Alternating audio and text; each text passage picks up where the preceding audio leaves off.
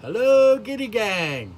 Lou LaManna here, my homemade instrument building shop workshop. Real quick video. I got a bunch of little tips I want to share with you guys. Ben said I haven't given you guys a video for a while, so here goes. I want to talk about the free tools I got from CB Giddy. That's right, free tools. When you order one of Giddy's box kits, they custom print the box or any of the boxes you have to assemble. Ben includes in there these corner pieces with the rubber bands, so you put them on the corners when you glue up your box and it keeps it square. Well, after you're done gluing up your box, you have these left over. These are the most useful things I've come across. Talk about free tools. They're little squares. They're perfectly square. This is a Starrett combination square, and these things are perfect. They're laser cut perfectly square. So you need to make sure your table's straight on your bandsaw. You put it on there with the blade going up. You can tell if it's square. On your table saw, if you have teeth that go this way and that way, you can raise it up above the teeth and just go on the blade and your fence, and or your table, make sure it's square. Little squares in building, I'll use them, mark out the center line on my box, and I can put it this way and score the line or draw the line. Free little squares are super handy. What I also use them for, sometimes on a box I will use these little finish washers with a screw to seal my corners.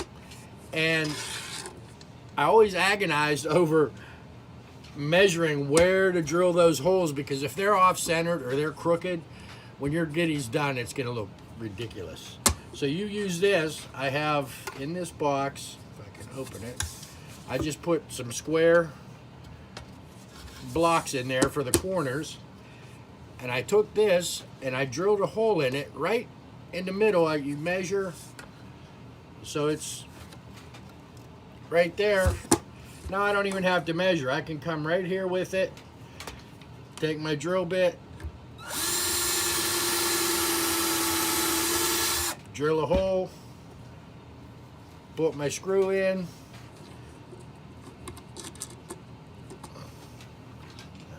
screwdriver,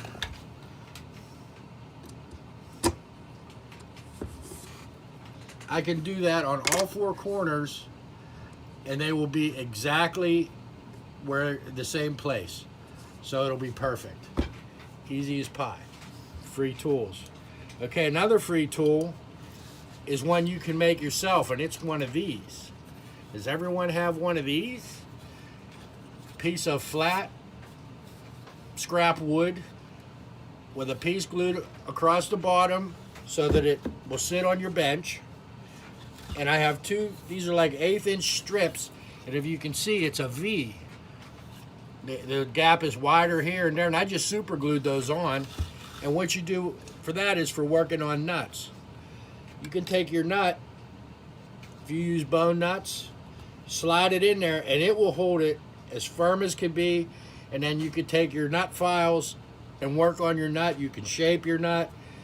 Anything you want to do, it works for any size nut. Even this is actually a saddle. That'll go in there and it'll hold it. So you want to cut slots in a long skinny saddle.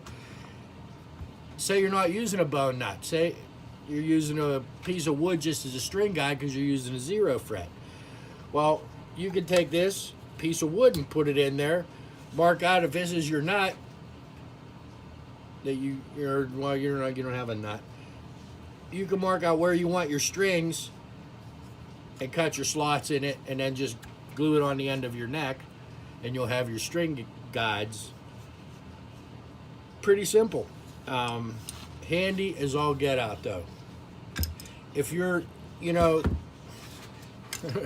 another one, carpenter's pencil. On the belt sander, I flattened it. So what you do with that, once you have your frets in and you're going to do your nut, you lay that on your frets, put your nut material here, and you just draw a line across there, and then where that line is, that'll tell you where the bottom of your nut slots should be, so that they will be even with your frets. And then you can cut your nut slots. You have a guide to go down and ease up on that line until you get it just right, because you want this first fret. If your open string is a G, you want that first fret to be a G sharp and not sharp for a G sharp, which it is if your nut slot's not deep enough. And if it's too deep, it'll buzz. But if you're using a string guide and you have a 0 fret, which this neck doesn't, you draw your line and you know your slots have to go deeper than that line so that it goes off and it will guide your string without lifting your string. Another little tip, and this comes from G.S. Monroe. I don't know if you guys have seen his thing, and it's just a little piece of wood.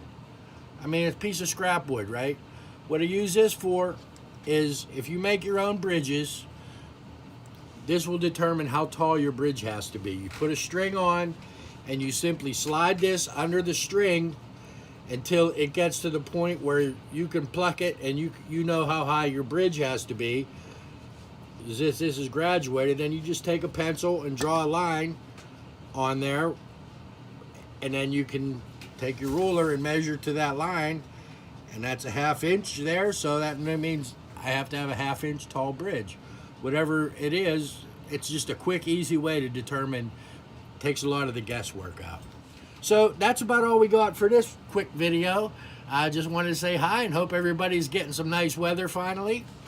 And we'll get back to the Giddy Gang show. That's what I want to do. All right, thanks everyone. Have a good time. Bye-bye.